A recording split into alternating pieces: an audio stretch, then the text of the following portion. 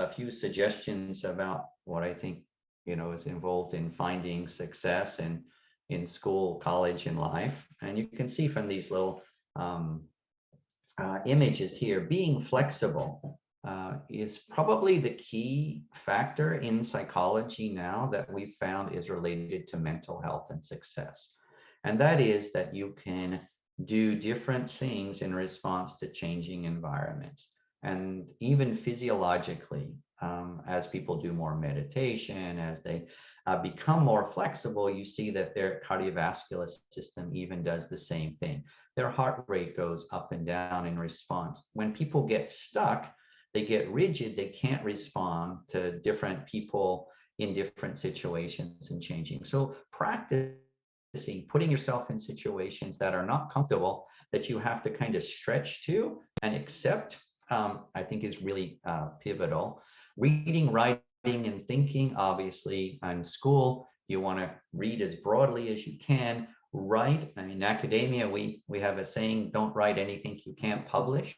But I think what that means is write things thinking that you're going to share with people. You're going to help people with your writing, whether that's your classmates, which I know in your school does a nice job in the writing classes of sharing writing, and then thinking, just taking time to do that. Aristotle, a famous philosopher, said you need leisure for academia. You need time to just let things mool around in your mind. The best predictor that you'll win a Nobel Prize, by the way, according to one of my colleagues at Berkeley who studied Nobel Prize winners, was not how intelligent you were, and not necessarily even as hard you worked, but if you showed up and you would see things. If you just keep thinking about them, ideas come to you. So kind of have that idea. Embrace diversity. So be exposed to as many people from as many backgrounds, and not just in terms of, ethnic, cultural orientation ideas, but in science, talking with different people from different backgrounds. Most solutions that we need to have in science will come from multiple disciplines.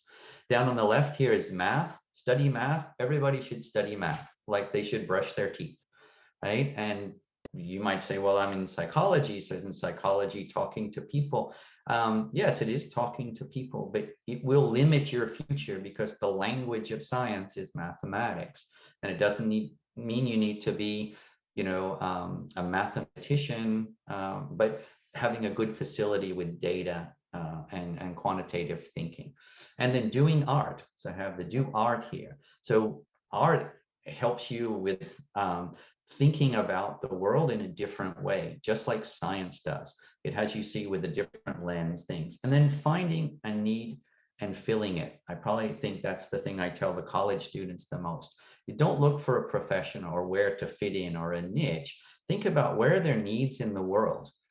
It could be the need to get to San Francisco on the freeway with less traffic. It could be how to make our, watershed more sustainable, or it could be how to reduce poverty or homelessness. But when there's a need and you figure out, you just keep asking yourself, how is everyone trying to fill this need in the world? Organizations, nonprofits that are doing things, and research, and then say, well, no, this is an area I'd like to contribute. People will pay you to do that.